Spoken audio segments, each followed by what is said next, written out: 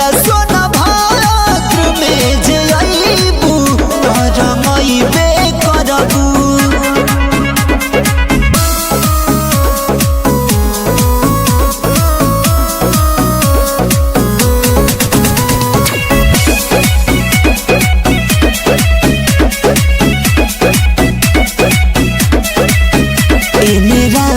घोरावल मधुपुर बा यहाँ के होली मशहूर बा।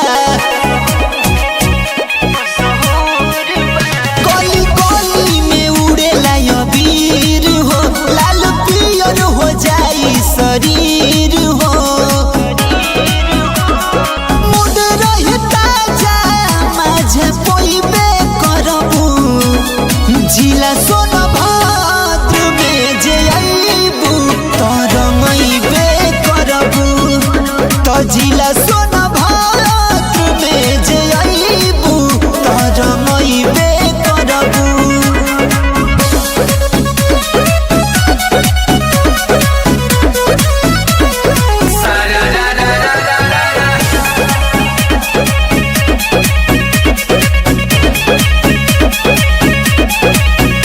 रंगदारी करत मन मानी होले, हमार जिला के लइका नामी होले। तोहर फैल जाई नाम सब लोगन में, रानी दूधी राष्ट्रगंज चौपन